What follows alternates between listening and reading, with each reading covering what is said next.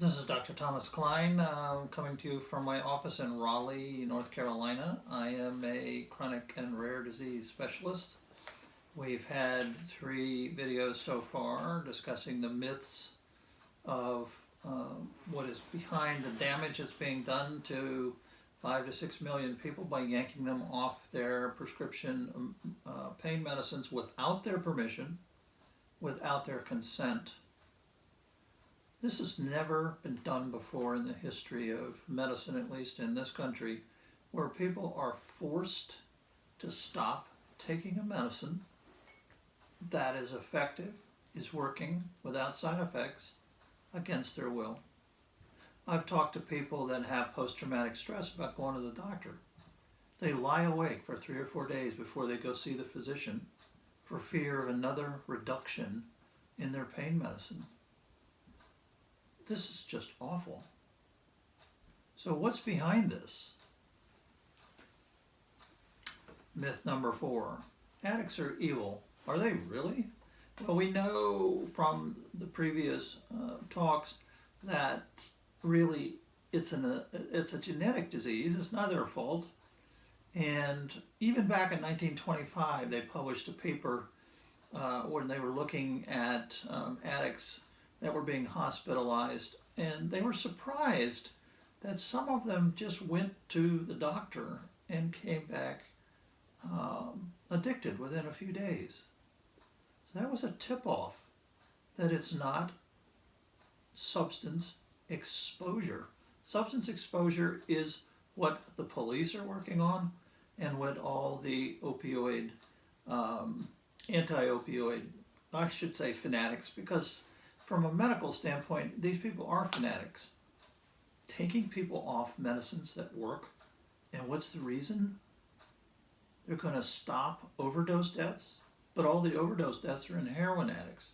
So how is taking a woman off medicine that I saw last year, who was completely incapacitated from her chronic rare disease, and after they took her off, she became suicidal. She sat on the couch all day. She couldn't function.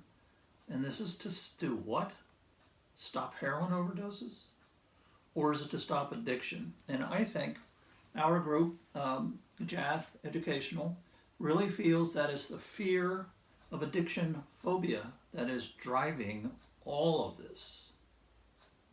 A phobia is a mental illness.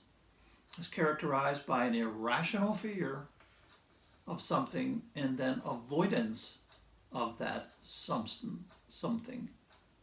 If people have an irrational fear of going over bridges because they're afraid they're going to fall off, which they're not going to do, that's irrational thinking. And then they just avoid going over bridges.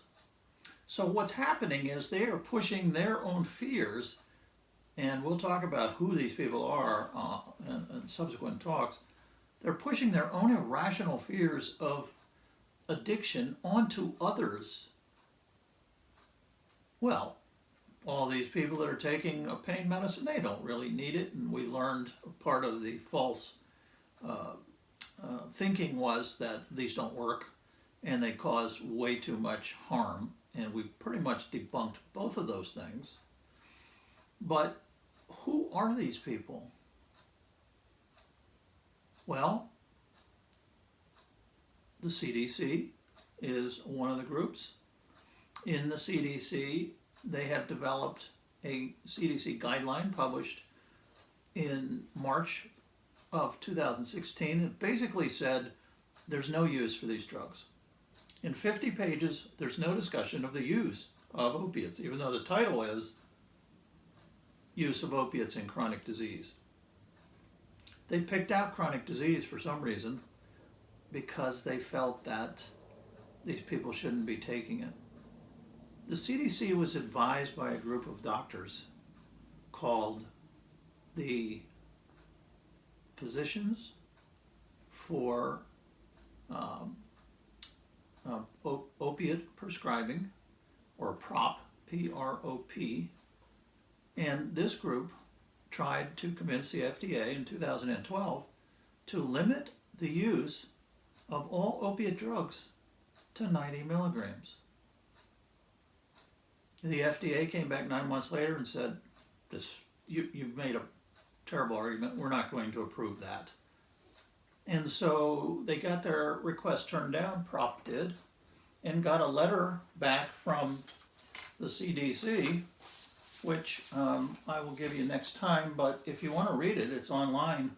Just Google CDC 2012-P, as in Paul, -0818, and it will fill you in on the details about this group. This is a group of doctors that do not believe people with chronic pain need pain medicine. This is a group of doctors that believes if you do take pain medicine, you're automatically addicted. This is a group of doctors, when they saw our list of 40 people who've killed themselves because they were cut off their medicines without their permission, made the comment that it was bogus. So we're going to talk about it more, but I want you to think about how the fear of addiction, phobia, sweeping the country, sweeping legislatures, all coming up with new laws that won't work. They've been doing this for 100 years, and it's the fear of addiction, phobia, and it's a fear of dope fiends. Dope fiends are people who take dope, and so what is the definition of dope?